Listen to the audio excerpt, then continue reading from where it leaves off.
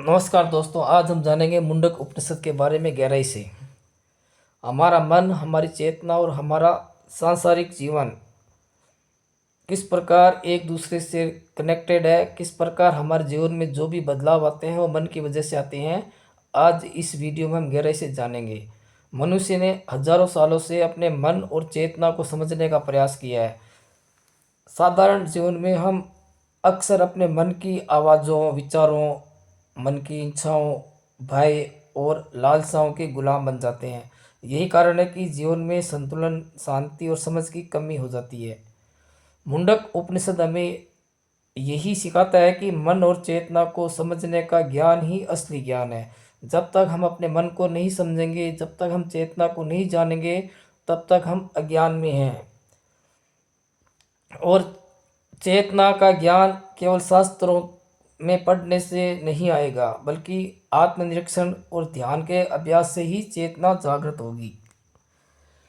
इस वीडियो में हम विस्तार से समझेंगे कि मन क्या है, चेतना कैसे कार्य करती है, हमारे भय और इच्छाओं का प्रभाव क्या है, और हमें वास्तविक शांति और आनंद कैसे मिल सकता है।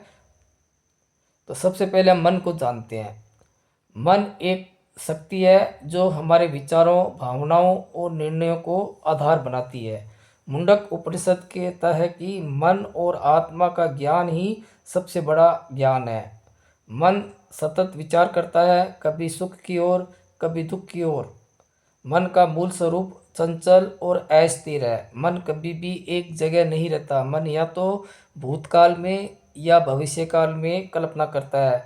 या तो ये पुरानी स्मृतियों को याद करेगा या आने वाले समय में क्या हो सकता है उसकी कल्पना करेगा। ये हमेशा कुछ न कुछ खोजता रहता है, कुछ न कुछ कहानी बनाता रहता है। जब हम अपने मन को नियंत्रण में नहीं रखते तो हमारी चेतना भ्रमित हो जाती है और हम अपने अहंकार, लालच, भय और इच्छाओं के गुलाम बन जाते हैं। उपनिषद हमें यह समझाता है कि मन का सही उपयोग चेतना की दिशा में होना चाहिए, यानी हमारा मन चेतना को जागृत करने में होना चाहिए, जबकि हमारा मन बाहरी वस्तुओं, बाहरी संसार की ओर ज़्यादा रहता है, चेतना की तरफ नहीं जाता है। जब मन शुद्ध और एकाग्र और स्थिर होता है, तभी हम सत्य और आत्मज्ञान की ओर बढ़ सकते हैं। चेतना का महत्व है। चेतना वह प्रकाश है जो हमें हमारे वास्तविक स्वरूप से परिचित कराती है। मुंडक उपनिषद में कहा गया है कि जो व्यक्ति चेतना को जानता है वही वास्तविक ज्ञान प्राप्त करता है। चेतना केवल जागने की स्थिति नहीं है, ये हमारा आंतरिक साक्षी है। जो हमारे विचार, जो हमारी भावनाएं, जो हम कर्म करते हैं, चेतना उनका निरीक्षण करती है, यानी चेतना केवल साक्षी है। जब हम अपने विचारों को गहराई में उतरते हैं और उन्हें समझते हैं, तभी हमारी चेतना जागृत होती है।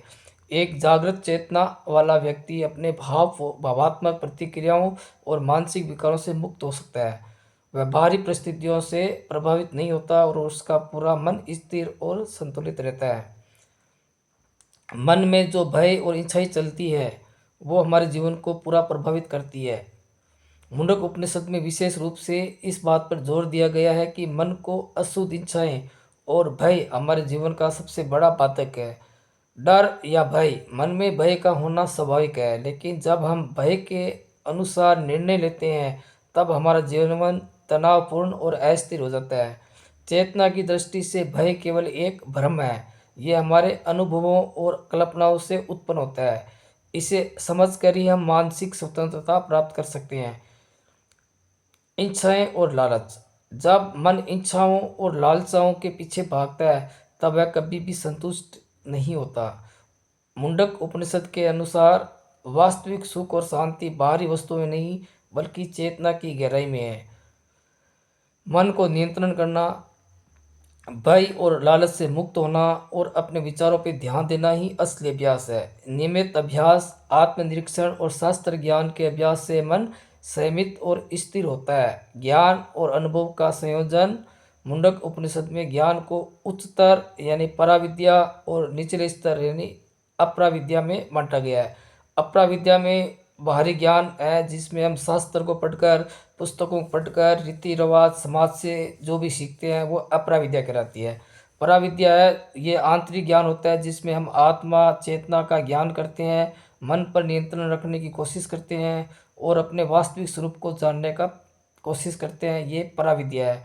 उपनिषद स्पष्ट करता है कि केवल पुस्तकीय ज्ञान पर्याप्त नहीं है, हमें अनुभव और आंतरिक निरीक्षण के माध्यम से ही वास्तविक ज्ञान प्राप्त होता है। जब हम अपने मन और चेतना को समझते हैं तो हमें निर्णय लेने में स्पष्टता मिलती है। हम अपने अहंकार, लालच और भय से मुक्त होकर जीवन में संतुलन और शांति पा सकते हैं। मन की वास्तविक शक्ति, मन हमारे जीवन की दिशा तय करता है। जब हम अपने मन को नियंत्रित नहीं कर पाते तो जीवन में भ्रम और असंतुलन बना रहता है। मुंडक उपनिषद के अनुसार मन को नियंत्रित करना कठिन है, लेकिन अभ्यास और निरंतर आत्मनिरीक्षण से संभव है। मन की शक्ति को समझकर हम अपने जीवन में सकारात्मक बदलाव ला सकते हैं। विशेष ध्यान देने योग्य बातें: मन स्थिर हो, विचार शुद्ध हो, मन का उद्देश्य ज्ञान और शांति की ओर हो, भय और लालच का प्रभाव कम हो, निर्णय स्पष्ट हो, विवेकपूर्ण हो, आध्यात्मिक अभ्यास हो, ध्यान। दिन में कम से कम 25 से 30 मिनट तक ध्यान करना चाहिए। मन को एक बिंदु पर स्थिर करने की कोशिश करनी चाहिए। आत्मनिरीक्षण करना है, मन में जो विचार चल रहे हैं, मन में जो भावनाएं चल रही हैं, उनका निरीक्षण करना चाहिए। अपने डर, लालच और असंतोष को समझने की कोशिश करनी चाहिए। शास्त्रों का अध्ययन करना चाहिए। उपनिषद और अन्य आध्यात्मिक ग्रंथों का अध्ययन करना चाहिए। ज्ञान और अनुभव का संतुलन बनाना है। जीवन में अनावश्यक इच्छाओं को कम करना है। संयमित जीवन जीने की आदत डालें। अपने पास जो चीज़ें उपलब्ध है उनसे जीना सीखो और उन चीज़ों से आप क्या कर सकते हो उनको जानने की और समझने की कोशिश करनी चाहिए।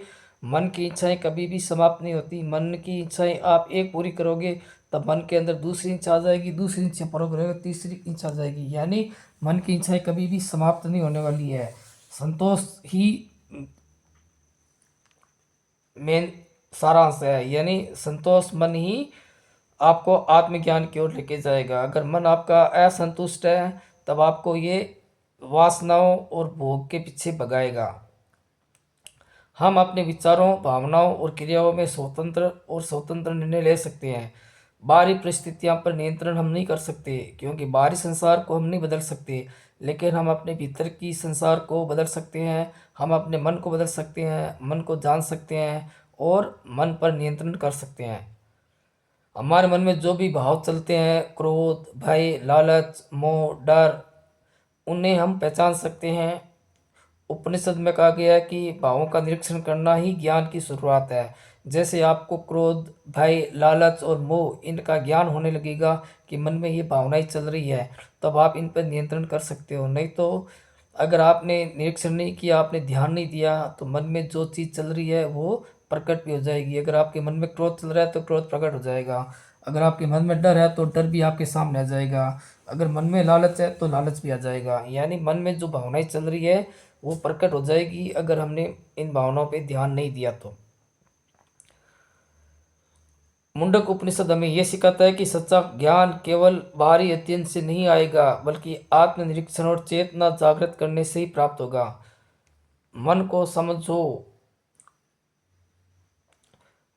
मन को जागृत करो, चेतना को जागृत करो, भय और लालच से मुक्त हो जाओ, निर्णय विवेकपूर्ण और शांतिपूर्वक लो। जब हम अपने मन और चेतना को समझने लगेंगे तो हम जीवन में स्थिरता, शांति और सच्चे आनंद की ओर बढ़ सकते हैं। तो दोस्तों, ये वीडियो आपको कैसा लगा कमेंट में ज़रूर बताना। मेरे चैनल को लाइक करना, सब्सक्राइब करना और ज़्यादा से ज़्यादा लोगों तक शेयर करना। धन्यवाद दोस्तों।